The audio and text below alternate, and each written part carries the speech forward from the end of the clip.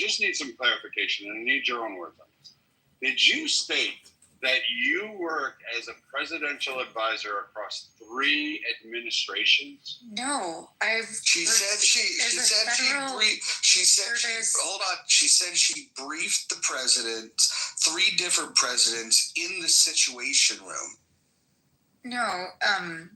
Also, Biden was vice president at the time, so it doesn't count. But your words the other night was 3 different administrations. You were in the Situation Room and you were briefing them, and then you didn't explain what you briefed them on, which is fine.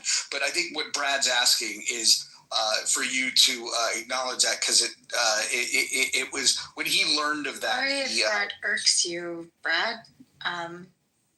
Not trying to impress, just stating a fact. Respectfully, Digital, I think he's just asking for you to confirm the claim.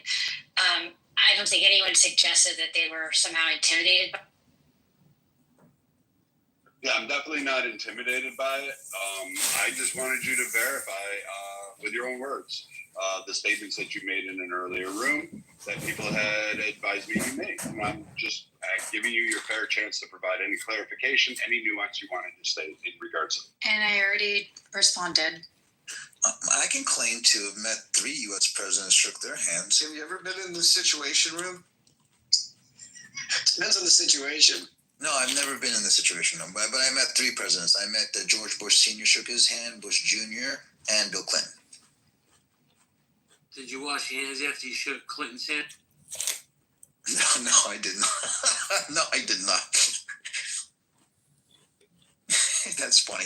What I wanted to ask earlier real quick was to the point of usership on this app. I mean, I don't know. I think Dismal Victoria was done, but when you like, so to the, for the folks that everybody here interacts with off the app in air quotes, real life, on the average, when you ask them, even during the pandemic, when they had the captive audience, when they were peaking, if you've asked, hey, I was on this app Clubhouse, pandemic stuff and all that stuff and political stuff, and if you try and describe what the app is, what would you say on the average, 1 out of 10, 7 out of 10, 3 out of 10, 8 out of 10 of your friends or coworkers or people you've just talked to actually even heard of the app, let alone used it? 0 out of 10.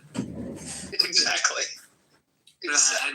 I'd love to hear more from Dismal about the toxic masculinity that killed this app. Victoria, can you tell us about the toxic masculinity that killed this app? Is that possible? I think it's like you're not bringing on new people, obviously. Like, who's you? Who's you? The male voices in this room. You're the definition of toxic masculinity. So let me ask you a question. Hold on. If I ask I want to ask you a question. If we had 25 people in a room, they've never been on Clubhouse, who do you think they're going to listen to before you or me? They're definitely not going to listen to you and your batshit crazy theories and you being in the Situation Room 3 times. But I'll open the room and I'll get all 25 of those people to come in. So I guess masculinity is not that toxic. Maybe just to you. Sorry, me being in the Situation Room 3 times, I didn't say that. I've been in the Situation Room many times. What are you trying to prove? I don't have to prove anything. Every time you speak, you prove it yourself. What were you working for the federal government? What was your role? This is like the problem that I literally highlighted, and you're proving it. It's so brilliant. I don't even have to share anything more. I'm just asking. Victoria, I think it's fair to be critical of the way people may or may not behave on a stage. That's absolutely true, and I would never take that away from you. And I think that even on the stage right now, we could both probably point to the same things and be critical of them. But I don't know if you can attribute that behavior specifically to them being male, even if it was male.